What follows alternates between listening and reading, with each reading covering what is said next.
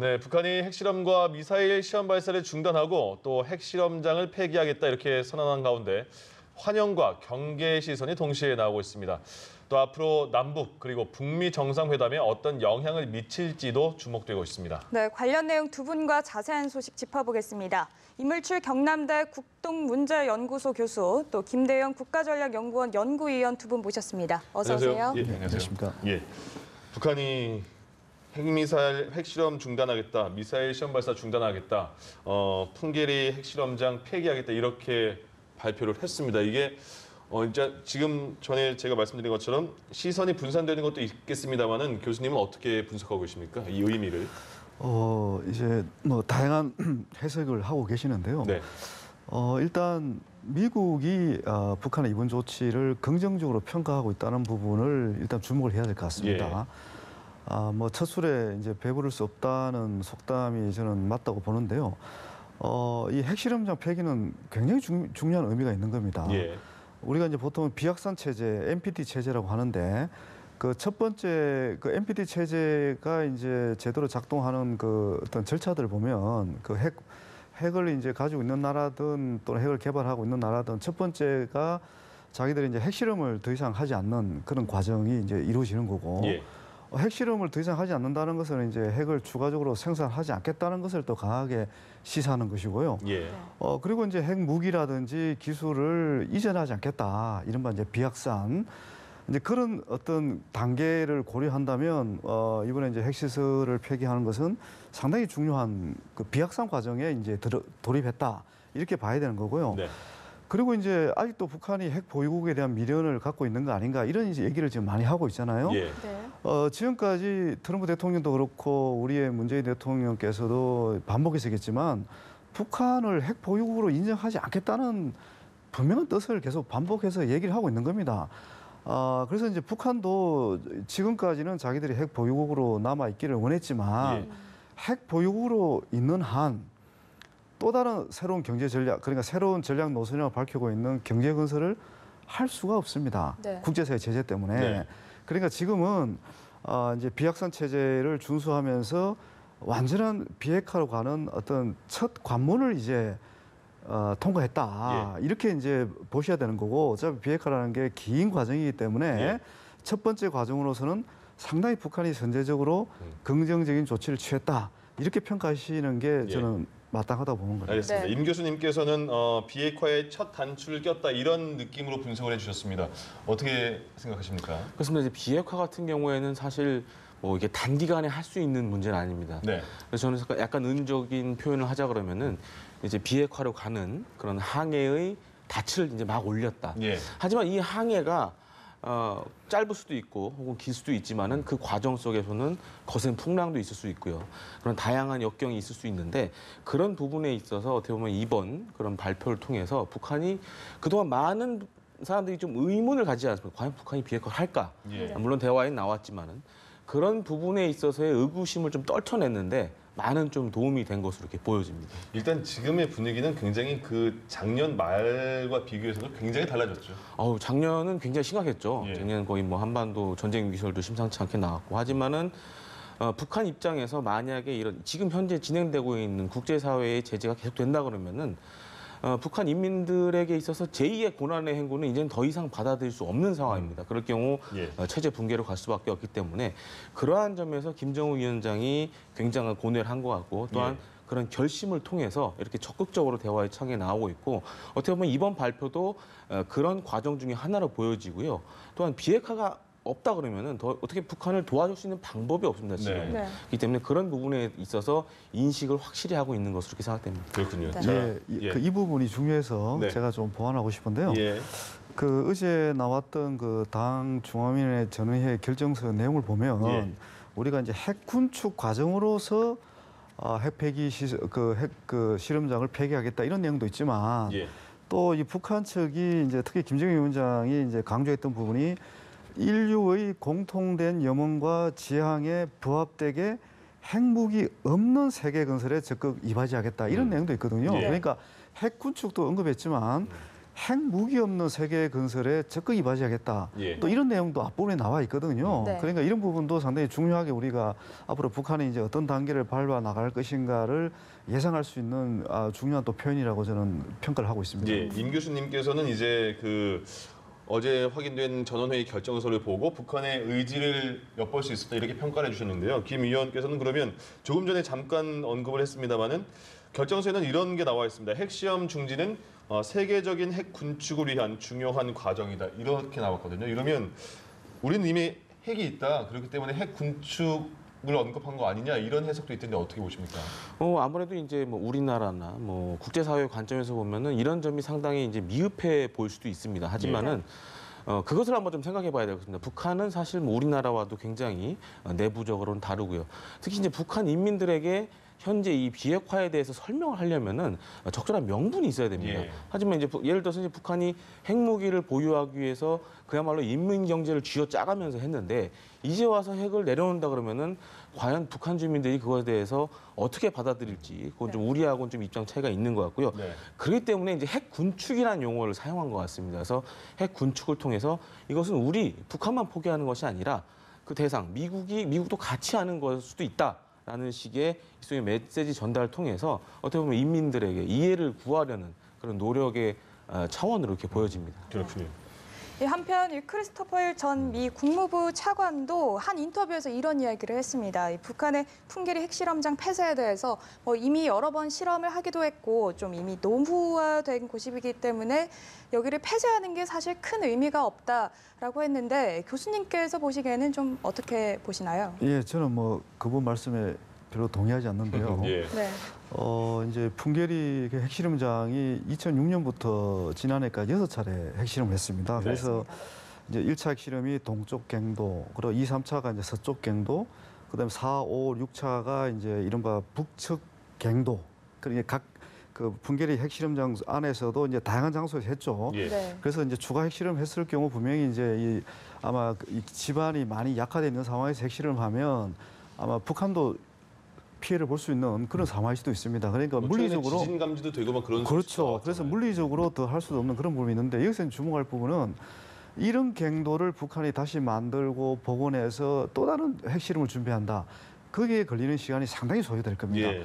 그리고 또 북한이 이제 비핵화라는 의지를 밝혔고 뭔가 이제 진정성 있게 이번에 그 미국하고의 적대 관계를 청산하기 위해서라도 좀 더 완벽한 비핵화를 향해서 좀 가고 있는 과정인데 네. 북한이 다시 이제 핵실험할 가능성은 굉장히 낮다고 보는 측면에서는 어떻든 북한이 의미 있는 출발을 했다고 봐야 되는 거고요. 네. 어차피 핵실험장이 핵개발과 관련해서 굉장히 중요한 시설입니다. 네. 핵을 만들기 위한 여러 가지 시설들이 있는데 이 핵실험장이 어떻게 보면 가장 중요한 시설 중에 하나거든요. 예. 그렇죠. 그걸 이제 완전히 폐기한다는 것은 상당히 저희들은 일단 긍정적으로 봐야 되고요. 네. 이제 우리가 북한의 대한 불신이 워낙 깊다 보니까 저도 북한에는 불신이 여전히 있습니다. 예.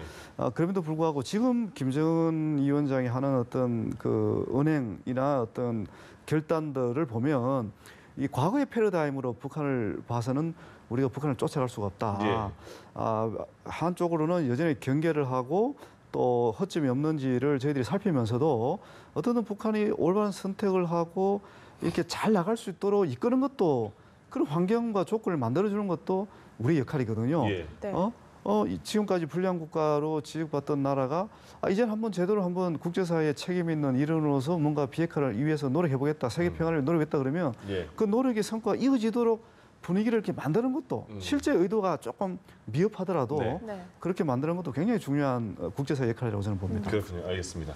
자, 이렇게 북한이 이렇게 발표를 하고 나서 트럼프 대통령의 트위터에 폼페이오 내정자 얘기가 북한과 됐는지 모르겠습니다만 굉장히 빠르게 환영의 표시를 보였습니다. 그리고 유럽에서도 많은 환영의 표시를 보였고 그러나 큰 틀에서는 일본도 아베 신조 총리도 환영의 뜻을 보였지만은 그래도 우려한 게 아직 구체적 비핵화 언급은 없었다. 이렇게 좀 경계하는 듯한 느낌을 보였거든요. 이런 일본의 해석은 어떻게 평가하십니까? 아무래도 그 북한의 핵과 미사일 위협을 또 가장 많이 받았던 곳이 또 일본이었고 예. 북한의 여러 탄도미사일들이 사실 일본 근해에 떨어지지 않았습니까? 예. 그렇기 때문에 사실 이제 일본 입장에서는 북한에 대한 경계심이 그만큼 높아져 있는 상황이었고, 그다음에 국제 제재에 동참해서 지속적으로 지금 북한을 압박해 오지 않았습니까? 예. 하지만 이제 어떻게 보면 이제 일본의 실수라고도 할 수 있겠는데요. 사실 우리 같은 경우에는 압박과 함께 대화를 병행해서 지금 상당히 좋은 남북 간의 분위기를 만들었고,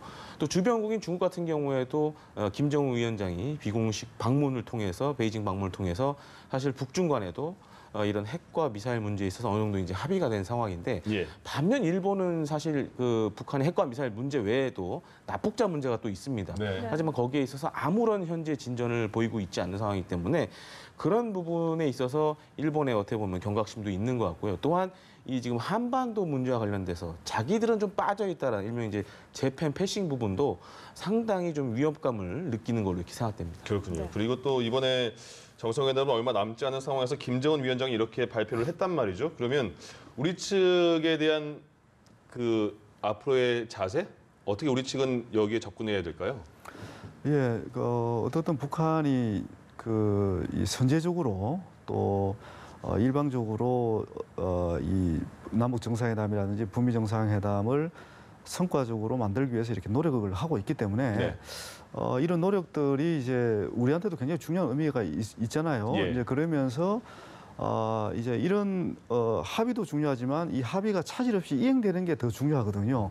그러니까 이제 우리 입장에서는 북한의 비핵화 의지를 확인하고 또 구체적인 어떤 조치를 또 이끌어내는 데도 집중을 하면서도 이런 합의들이 차질 없이 이행하는데 좀 더 또 힘을 집중할 필요가 있는 겁니다. 예. 그래서 이제 어차피 비핵화 과정이라는 게 긴 과정이고 또 물론 우리가 이제 최대한 압축하려고 하는 노력을 할 겁니다.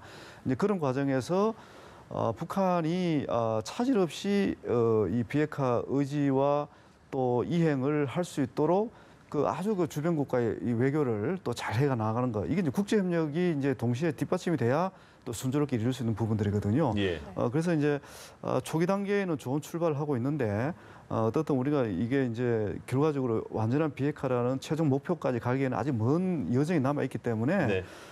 상당히 긴장을 늦추지 않고 이렇게 국제사회와 이제 협력할 필요가 있을 것 같습니다. 예. 이런 가운데 이 북한과 미국의 입장을 보면요. 미국은 되도록 빠른 시일 내에 비핵화를 마무리하려고 하고 있고, 또 북한 같은 경우에는 비핵화를 이제 단계별로 좀 보상을 얻고자 하는 입장을 보이고 있거든요. 이에 대해서 문재인 대통령은 디테일의 악마를 넘는 게 과제다 이렇게 밝히기도 했는데, 우리 정부 입장에서 어떤 대응이 좀 필요할까요? 그렇습니다. 이제 디테일의 악마라는 것은 이제 한두 가지의 독소로 인해서 이제 의미가 전체적으로 퇴색되는 것을 이제 말하는데요. 이제 과거 사례를 좀 볼 필요가 있습니다. 사실 우리나라 같은 경우에는 이 비핵화라든지 아니면 대량 살상 무기 폐기에 관련돼서의 그런 노하우가 전혀 없는 상황이고, 예. 반면에 이제 미국 같은 경우에는 과거 이제 소련 붕괴와 함께 소련뿐만 아니라 그 주변 국가들의 핵과 대량 살상 무기를 폐기해본 그런 경험이 있습니다. 네. 근데 뭐 이제 북한 같은 경우에는 최대한 이것을 단계적으로 끌어가면서 경제적 보상을 얻으려고 하는 걸로 이렇게 보여지고 있지만은 아직까지 공식적으로 어떤 방법을 통해서 하고 싶다라고 얘기한 적은 없습니다. 그렇기 네. 때문에 너무 섣부른 예단은 또 우리가 할 필요가 없다고 보여지고요. 네. 이제 과거 사례들을 보면 이제 미국 같은 경우에 이 소련뿐만 아니라 그 주변 국가들의 핵을 폐기할 때 보면은 보상이라고 하긴 뭐하지만은 이런 핵과 대량무수 살상무기 관련된 연구소라든가 아니면 관련 인원들에 대해서 이 사람들이 이제 이걸 안 하게 되면은 생계에 문제가 있지 않습니까? 예, 그렇기 그렇죠. 때문에 그런 부분에 있어서의 지원은 한 적이 있습니다. 만약 북한이 이제 뭐 어떤 단계를 할지 모르겠지만은 급하게 한다 그러면은 그런 식의 보상을 통해서 어떻게 보면 북한 핵을 빠르게 포기하는 방법도 있을 것 같고요. 그렇기 때문에 이번 이 북한의 선언이 굉장히 중요한 겁니다. 사실 이 비핵화에 관련된 선언을 통해서 사실 이 비핵화 폐기와 관련된 그런 국제사회의 그런 의심의 눈초리를 좀 더 수그러뜨릴 수 있고요. 또한 예. 남북 정상회담과 그다음에 북미 정상회담이 지금 줄줄이 연이어 있는데 사실 많이 의구심들을 가지고 있지 않습니까? 그런 부분에 있어서 일정 부분 이번 선언이 좀 해소시켜준 부분이 있다라고 생각됩니다. 알겠습니다. 네. 이제 이 남북 정상회담이 닷새 앞으로 다가왔습니다. 역사상 최초로 TV 생중계를 하게 돼 있는데 문재인 대통령과 김정은 위원장 이 악수하는 장면부터 좀 관전 포인트 한번 짚어주시죠. 지금 김정은 위원장은 통 큰 지도자의 이미지를 만들려고 하고 있고 예. 또 사회주의 정상국가 이미지를 이제 동시에 지금 만들려고 하고 있는 겁니다. 그래서 네. 지금까지처럼 폐쇄되고 고립된 지도자가 아니라 국제사회와 좀 더 소통하고 또 자신들이 주도하고 있는 이 평화 이미지 이런 것들을 이제 충분히 부각시키기를 원하고 있거든요. 그런 맥락에서 이 생중계를 받아들일 가능성이 이제 이미 받아들였죠. 예. 그래서 제가 보는 관전 포인트는 공동 기자회견입니다. 사실은 물론 이제 군사 분계선을 넘어와서 이제 양측의 지도자가 악수하는 장면도 상당히 볼만할 것 같은데 네. 처음으로 공동 기자회견을 한다. 이건 정말 중요한 또 의미가 있는 것 같습니다. 한 번도 한 적이 없죠. 예. 이제 그 서방 국가들의 이제 일반적인 이제 정상회담하고 그걸 이제 많은 기자들 앞에서 합의한 걸 얘기를 하고 또 질문도 받고 예. 또 답변을 하고 이런 상황.